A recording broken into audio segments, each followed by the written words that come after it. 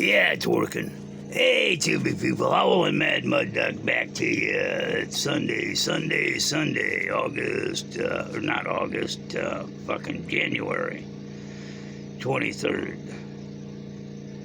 About 4:40 in the morning, I just come in from throwing some more generator juice in the machine because it's 35 degrees and foggy out and just kind of chilly in here, and the generator shut off. I was in the middle of watching some old fucking Western because that's about the only channel, decent channel I get up here is some channel called Grit, and it's got every bad Western I've never seen in my life on it. I was upset the other day when I come in and I turned the TV on and it was the last 20 minutes of The Outlaw Josie Wales. It was like, damn, I missed that. That's one of my favorite movies. And they've had every Audie Murphy movie ever fucking made except for his war movies. Which is about maybe 3 or 4 movies, but it just, I'm happy as a pig and shit. I get to sit back and watch old Audie Murphy movies. So about 5 o'clock yesterday, I get a text from Rhonda. We all remember Rhonda, the crazy red-headed woman that lives in her car that I tried to help out last year or the year before, and she decided I wasn't worthy of her attention after about a year together and started screaming something about, I'm telling people we were dating. Oh, excuse the fuck out of me. We rent motel rooms together. We rent cabins in the mountains together. We sleep together. Every Friday we go up and have hamburgers together. She spends her time up here with me, sitting in her car getting drunk. I wasn't the one claiming we were dating. This is the one that's busy screaming at people we're not a couple as she's busy hanging off my goddamn right shoulder with an arm around me and her other hand up on my shoulder, screaming at people we're not a couple when somebody says we make a cute couple. The one that, the one drug fucking addict, Scott, said, stay away from her, she's fucking crazy. And I didn't listen, and I found out the hard way she's fucking crazy. God damn it. Trying to set that sumbitch up to where I need a tripod is what I need. Well, that didn't work. But I guess that's better. Is it even still running? Yeah, it's still running, so...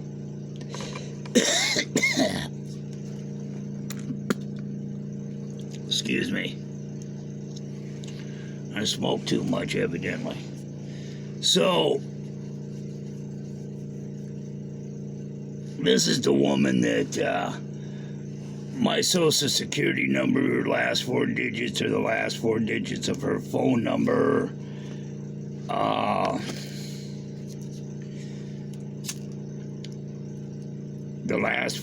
The first 3 letters of her new license plates are my initials backwards. No. We didn't have anything going. We didn't have anything in common, but evidently, she claims I'm stalking her and I need to leave her alone. She hasn't texted me since May 16th. I think I made a few videos about how odd it is she shows up in the same spots I'm in, and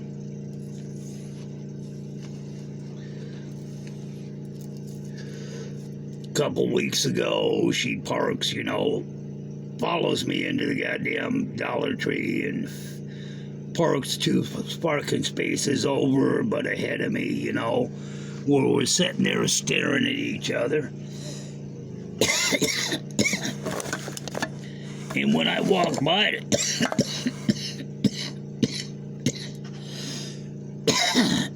not COVID, just good weed. Trying to cough this shit up out of my lungs. So, you know, when I walked by to go into the store, when I smiled and waved as I walked by, because whatever the friction was between us caused a fight between us, caused us not to be together anymore. I'm over it. I've been over it for a while. And it turns out it's her busy screaming and yelling, same old thing when she put in the text like she's a broken fucking record, that I'm the one that started the rumor we're dating. I never said anything. People just assumed we were a couple because we were inseparable for like 6 months there. Well, that's hot. Nothing like a good cup of hot coffee. So,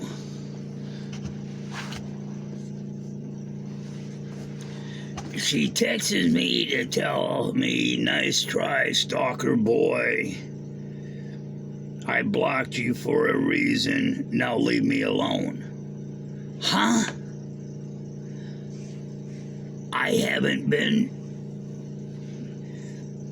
I go down in the morning, I take the back way, and she might be parked along the back way somewhere.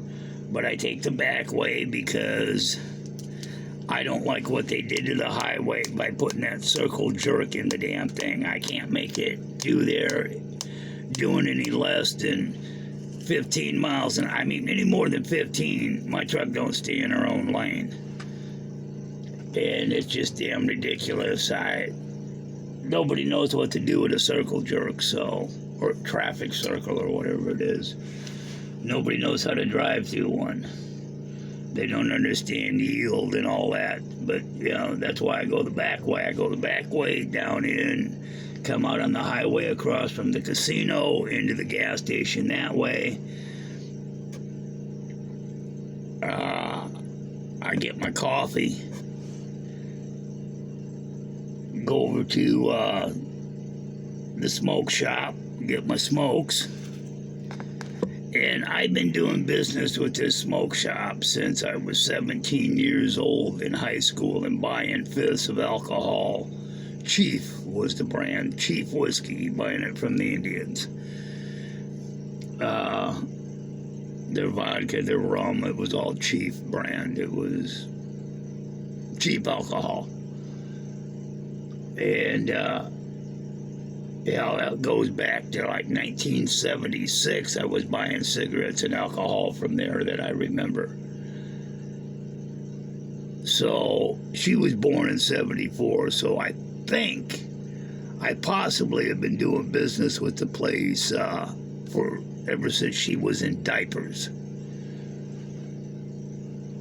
And I come out of the smoke shop and I usually catch the fucking light, red, and she'll be off there. She's living in her car at the 76 station to the right of me, parked right where she can see where I come through, and then pull through the light, make my right into the parking lot and pull up to the ATM so I can draw out the money I'm going to need for gas for the day, because I usually have a couple dollars in my pocket left over from the day before to get a cup of coffee so I can get a stamp on my card so I can get one of these free coffees once a week. And if I don't have the $5.25 for a pack of cigarettes at the smoke shop, I just whip out plastic, and I got $5.25 on that, no problem. So I'll pull like 20 or 40 bucks out of the cash machine because I do not pay debit or credit prices for gas. I pay cash. And while I'm sitting there at the ATM, I look across the road and she sits there at the fucking... And sometimes she's parked where she's looking right at me, watching me, seeing how much I'm pulling out of the bank, because she knows I'm going to be down at the bank about every morning. Then I'll either pull out of there and pull around the complex and back out onto the highway and past the gas station she's parked at on the way out to go get my gas or my daily running. Or I'll pull over to the Dollar Tree and get cat food. And that'll go on plastic. And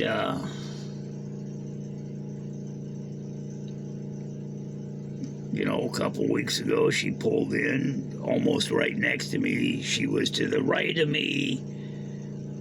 I'm parked over here. She parked up over here to where we could sit there and stare at each other. And if she would have been a good girl and smiled and waved when I walked by, I'd given her $20 for gas. I only had like 50 20s in my pocket that morning.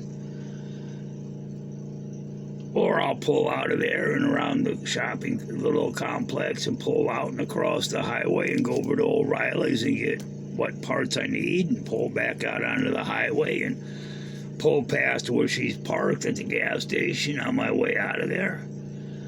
And it's just a morning routine thing. I'm not fucking stalking her. I've lived in this area since 1966. She was born in 74, so first of all, she's a dumb kid. Second of all, it's my goddamn neighborhood, bitch. Go back to California. So she unblocks me to tell me to leave her alone. I'm not answering it, okay? I'm not answering that text because any way I look at it, it's a trap of some sort.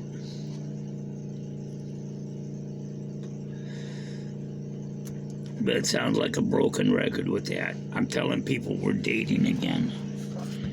No, I didn't tell people we were dating. People assumed and started asking when we were broken up or not seeing each other, or she decided she was too good to associate with me anymore. She started her little,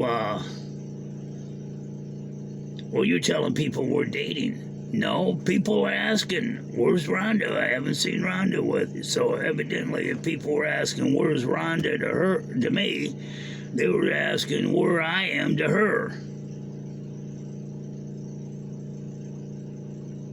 Because people assume by the way we were together all the time, joined at the fucking hip, the way we bantered back and forth, that we'd been married for 30 years.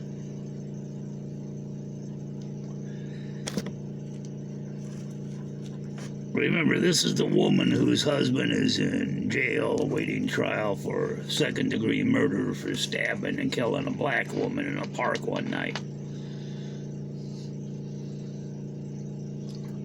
The only reason I hooked up with her is she doesn't do methamphetamines, and anybody that doesn't do... Finding a woman in this area over 40 that doesn't do methamphetamines is like seeing a unicorn. I'm just thinking she's trying to open dialogue again because she knows I'm doing better without her. I mean, hell, I've been doing damn good without her.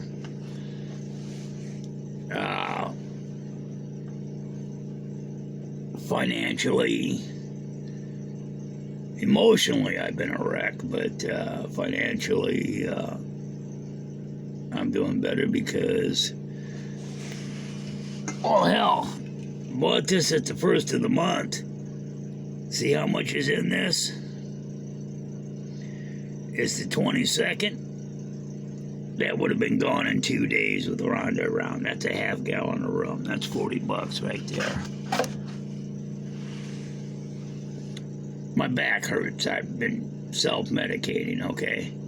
I can only eat so many of the marijuana fucking candies before with the CBDs in them for the pain to they just kind of make me stupid, and I don't want to be that stupid. So I'm perplexed. Logic dictates that I avoid the conversation because she likes to start the conversation off by picking a fight. Or saying something that she knows is a lie to get me riled up, and I'm just not falling for her little games again. I should have listened when Scott told me that she's crazy and to stay away from her, but nah. I put up with Sherilyn for a few years, so I was used to crazy. Evidently, this is a different brand of crazy.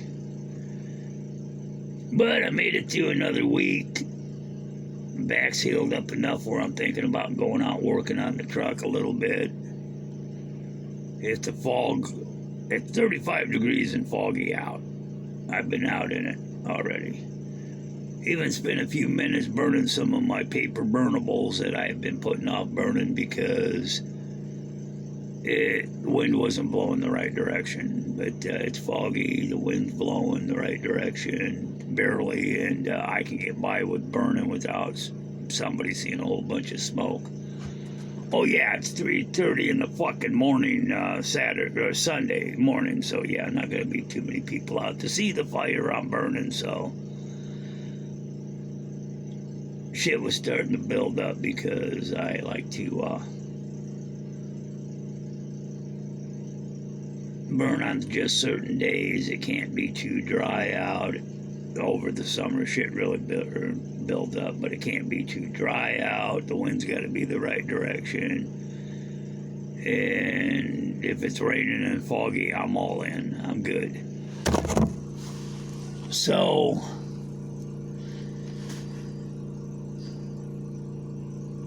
I should be asleep right now. I got to work on my truck tomorrow.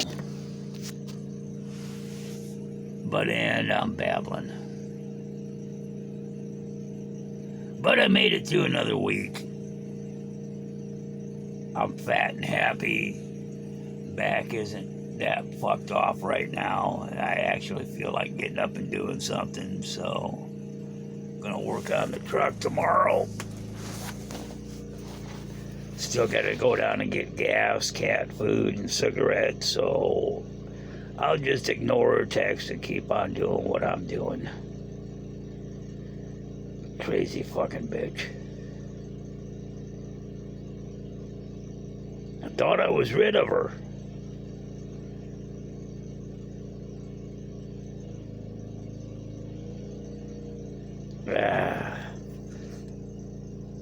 Seriously, I mean, Sherilyn's gone for good.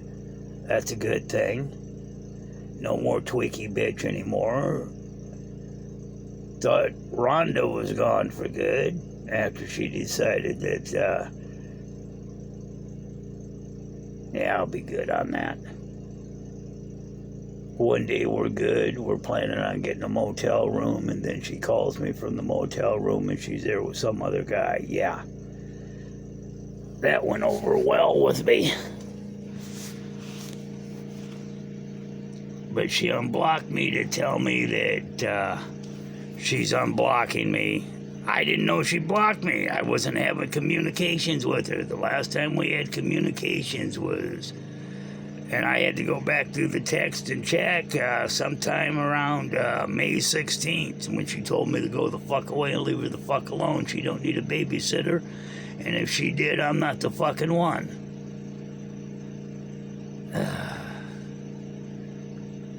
This shit's supposed to get easier as you get older. But it's still the same fucking stupid high school games.